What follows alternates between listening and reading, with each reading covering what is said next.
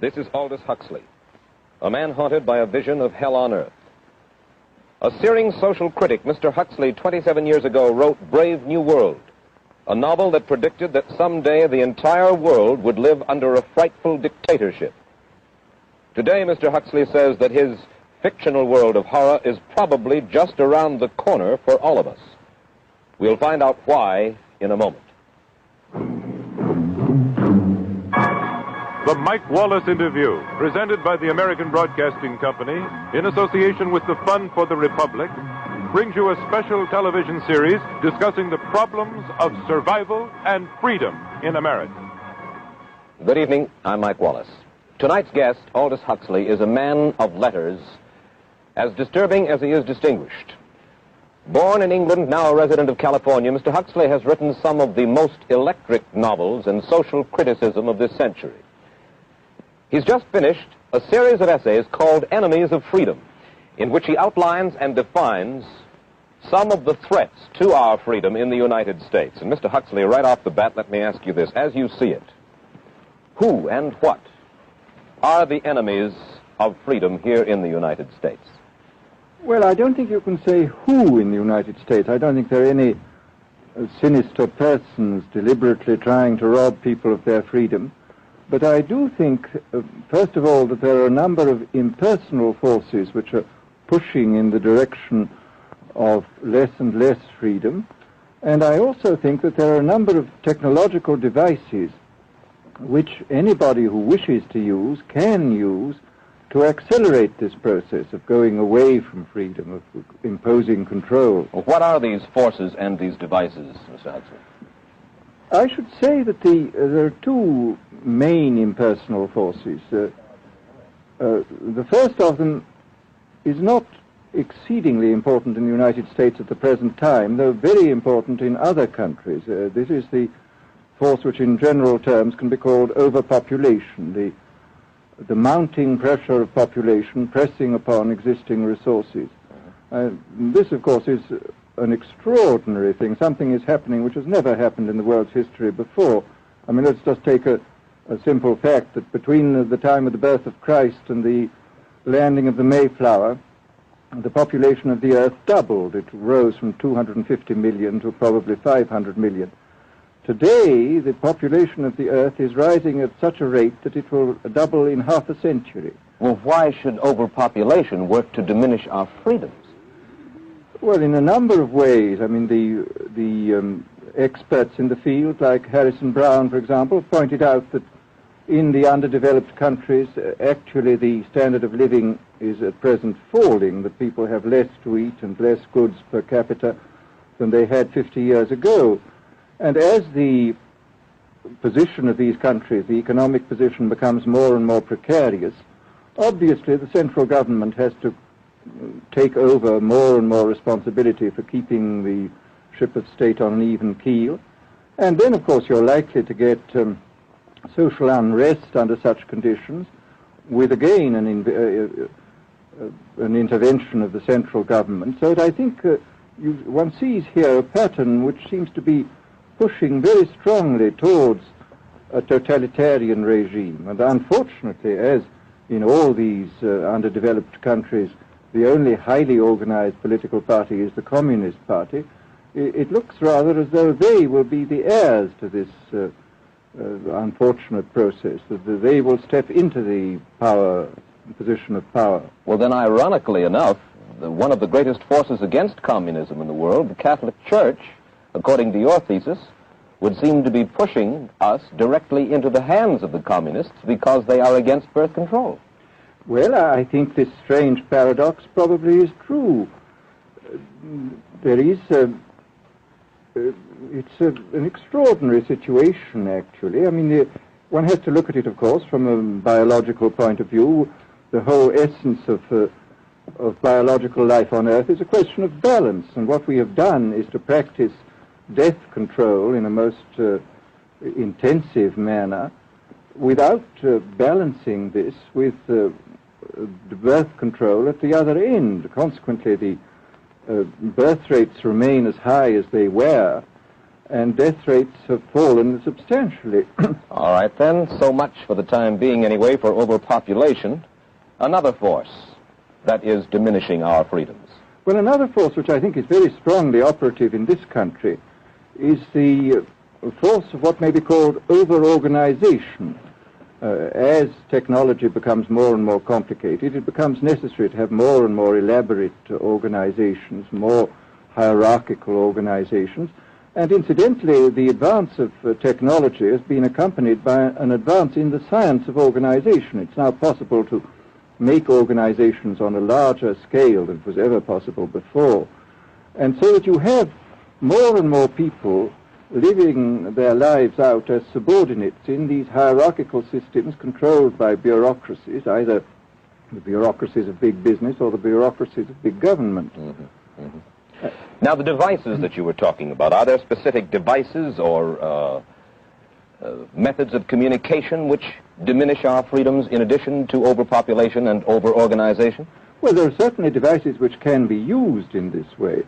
I mean, let us take, after all, a piece of very recent and very painful history is the propaganda used by Hitler, which was incredibly effective. I mean, what were Hitler's methods? Hitler used terror on the one kind, brute force on the one hand, but he also used a very efficient form of propaganda, which he was using every modern device at that time. He didn't have TV, but he had the radio, which he used to the fullest extent, and was able to impose his will on an immense mass of people. I mean, the Germans were a highly educated people.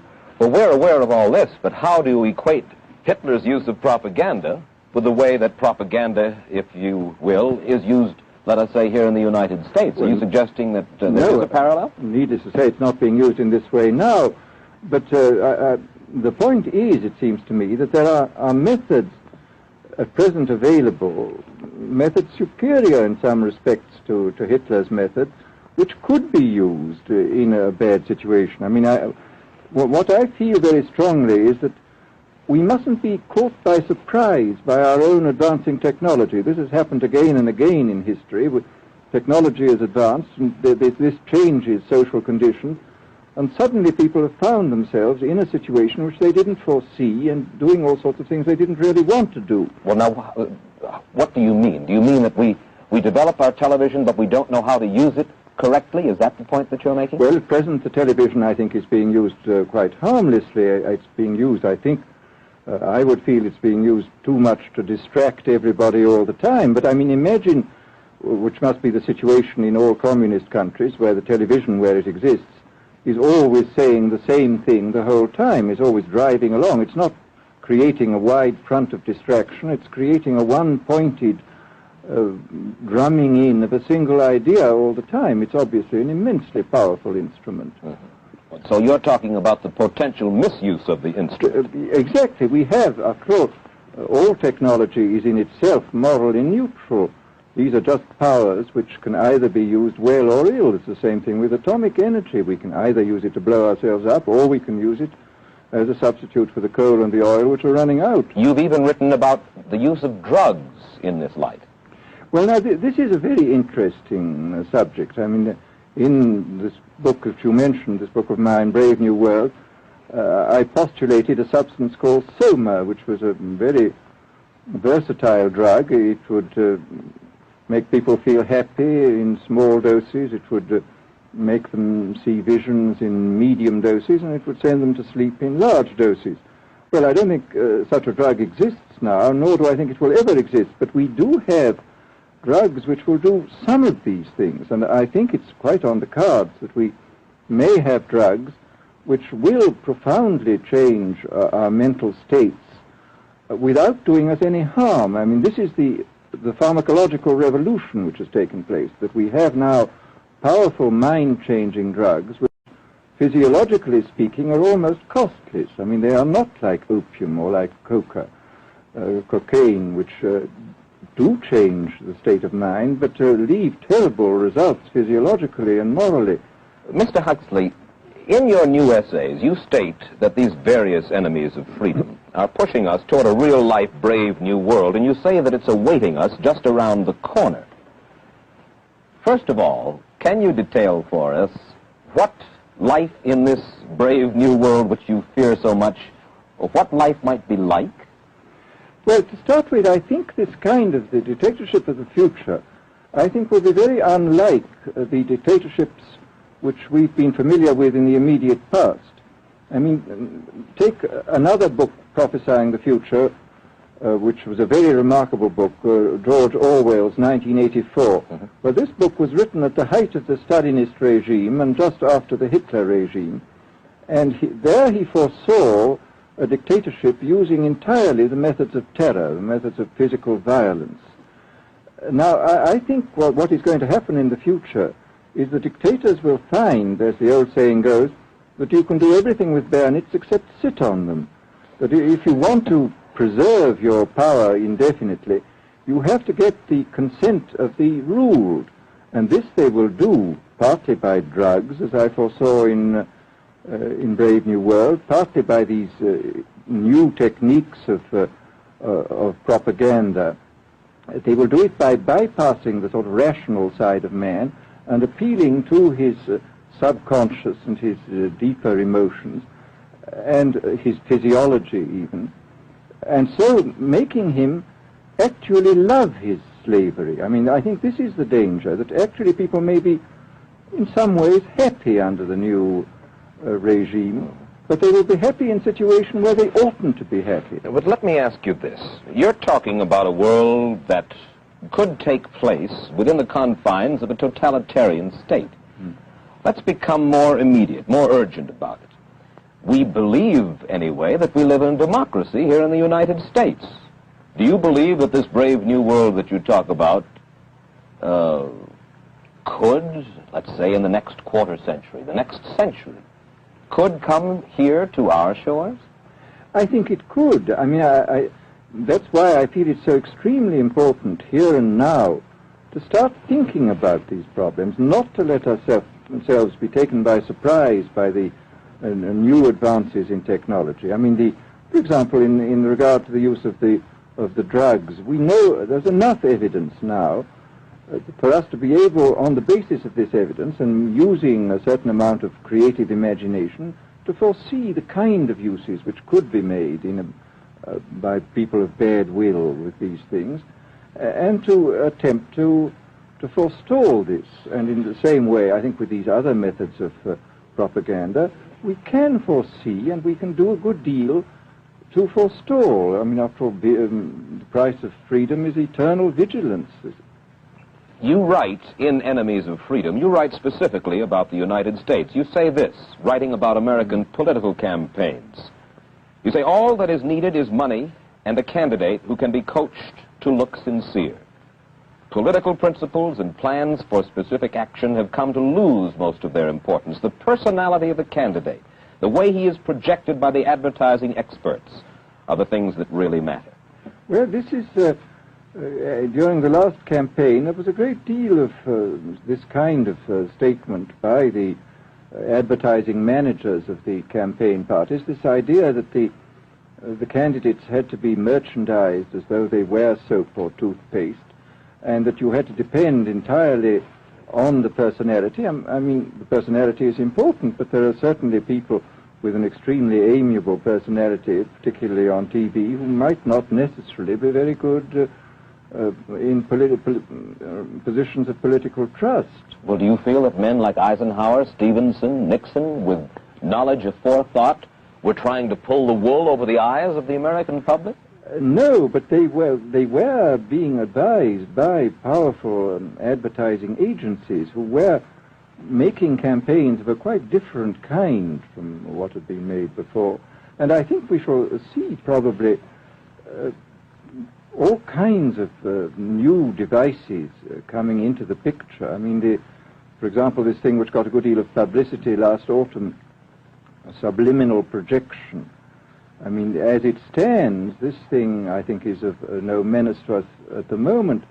But I was talking the other day to one of the people who has done most experimental work in the psychological laboratory with this, who was saying precisely this, that it is not at the moment a danger, but once you've established a principle that something works, you can be absolutely sure that the technology of it is going to improve steadily.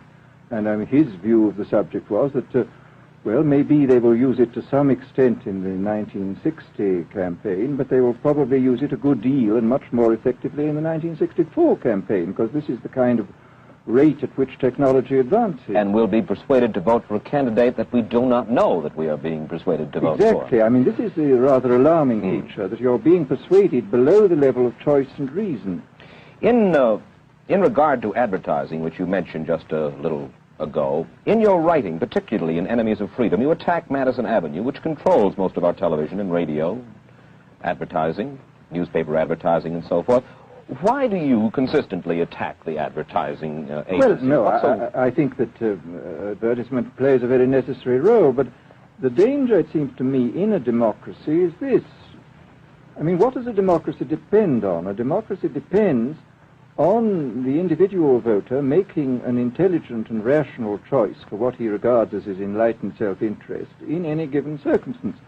But what these people are doing, I mean, what both for their particular purposes, for selling goods, and the dictatorial propagandists are doing, is to try to bypass the rational side of man and to appeal directly to these unconscious forces below the surface, so that you are, in a way, making nonsense of the whole democratic procedure, which is based on conscious choice on rational grounds. Of course, well, maybe you have just answered this next question, because in your essay you write about television commercials, not just political commercials, but television commercials as such, and how, as you put it, today's children walk around singing beer commercials and toothpaste commercials, and then you link this phenomenon in some way with the dangers of a dictatorship. Now, could you spell out the connection, or how do you feel that you have done so sufficiently? Well, I mean, here, this whole question of children, I think, is a terribly important one, because the children are quite clearly much more suggestible than the average grown-up. And again, suppose that that for one reason or another all the propaganda was in the hands of one or very few agencies, you would have an extraordinarily powerful force playing on these children, who after all are going to grow up and be adults quite soon. I do think that this is not an immediate threat, but it remains a possible threat. And you said something to the effect in your essay that the children of Europe used to be called cannon fodder, and here in the United States they are television and radio fodder. Well, after all, you can read in the trade journals the most lyrical accounts of how necessary it is to get hold of the children, because then they will be loyal brand buyers later on. Mm-hmm. But, I mean, again, you just translate this into political terms. The dictator says they will be loyal ideology buyers when they're grown up. We hear so much about brainwashing as used by the communists. Do you see any brainwashing other than that which we've just been talking about that is used here in the United States? Other forms of brainwashing? Not in the form that has been used in China and in Russia, because this is essentially the application of propaganda methods, the most violent kind, to individuals. It's not a shotgun method like the advertising method. It's a way of getting hold of the person and playing both on his physiology and his psychology till he really breaks down, and then you can implant a new idea in his head. I mean, the descriptions of the methods are really blood-curdling when you read them, and not only the methods applied to political prisoners, but the methods applied, for example, to the training of the young communist administrators and missionaries. They receive an incredibly tough kind of training, which causes about 25% of them to break down or commit suicide, but produces 75% of completely one-pointed fanatics. The question, of course, that keeps coming back to my mind is this. Obviously, politics in themselves are not evil. Television is not in itself evil. Atomic energy is not evil. And yet you seem to fear that it will be used in an evil way. Why is it that the right people will not, in your estimation, use them? Why is it that the wrong people will use these various devices and for the wrong motives? Well, I think one of the reasons is that these are all instruments for obtaining power, and obviously the passion for power is one of the most moving passions that exist in man, and after all, all democracies are based on the proposition that power is very dangerous and that it's extremely important not to let any one man or any one small group have too much power for too long a time. After all, what are the British and American constitutions except devices for limiting power? And all these new devices are extremely efficient instruments for the imposition of power by small groups over larger masses. Well, you ask this question yourself in Enemies of Freedom. I'll put your own question back to you. You ask this: in an age of accelerating overpopulation, of accelerating overorganization, and ever more efficient means of mass communication, how can we preserve the integrity and reassert the value of the human individual? You put the question. Now here's your chance to answer it, Mr. Huxley. Well, this is obviously, first of all, it's a question of education.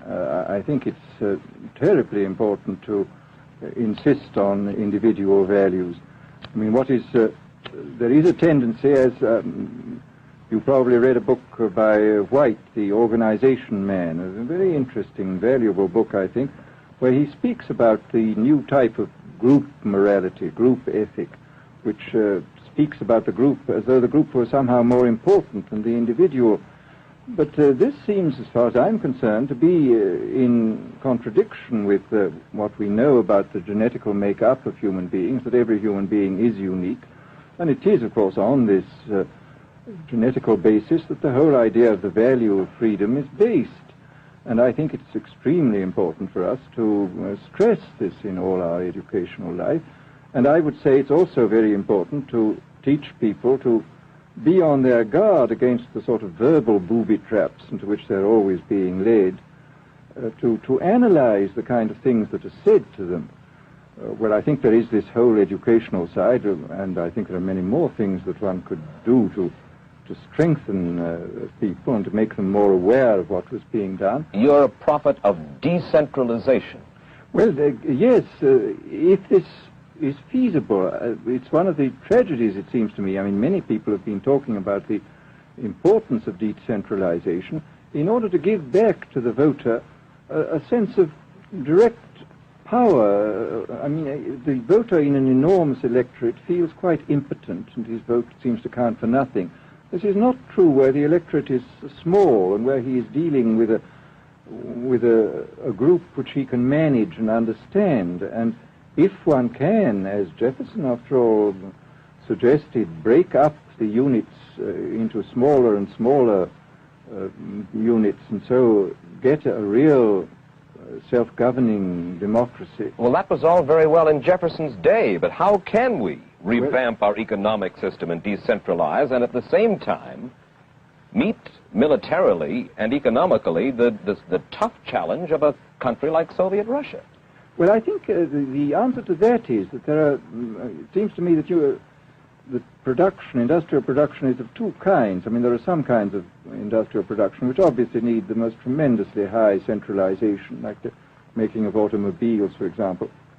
But there are many other kinds where you could decentralize quite easily and probably quite economically, and that you would then have this kind of decentralized life. After all, you begin to see it now if you travel through the South, this decentralized textile industry which is springing up there. Mr. Huxley, let me ask you this, quite seriously. Is freedom necessary? As far as I'm concerned, it is, yes. Why? Is it necessary for a productive society?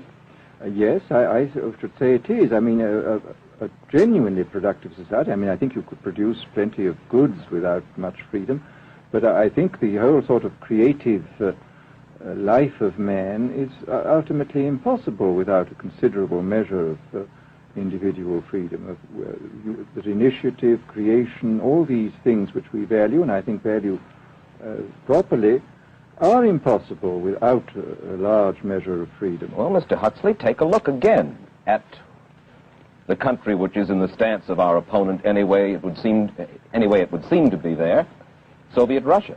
It is strong and getting stronger economically, militarily. At the same time, it's developing its art forms pretty well. It seems not unnecessarily to squelch the creative urge among its people, and yet it is not a free society. It's not a free society, but here is something very interesting, that those members of the society, like the scientists who are doing the creative work, are given far more freedom than anybody else. I mean, it's a privileged aristocratic society in which, provided that they don't poke their noses into political affairs, these people are given a great deal of prestige, a considerable amount of freedom, and a lot of money.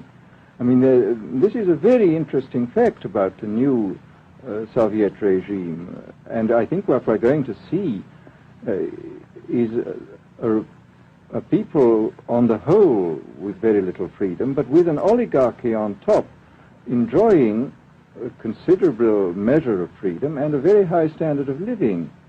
And the people down below, the epsilons down below, enjoying very little. And you think that that kind of situation can long endure? I think it can certainly endure much longer than a situation in which everybody is kept down. Because, I mean, they can certainly get their technological and scientific results on such a basis.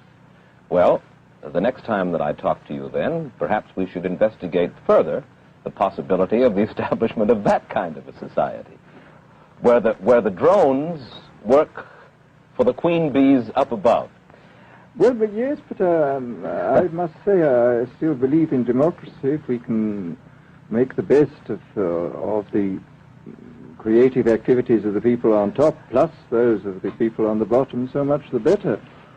Mr. Huxley, I surely thank you for spending this half hour with us, and I wish you Godspeed, sir. Thank you. Aldous Huxley finds himself these days in a peculiar and disturbing position. A quarter of a century after prophesying an authoritarian state in which people were reduced to ciphers, he can point at Soviet Russia and say, "I told you so." The crucial question, as he sees it now, is whether the so-called free world is shortly going to give Mr. Huxley the further dubious satisfaction of saying the same thing about us. Stay tuned for a preview of next week's interview. Till then, Mike Wallace, good night.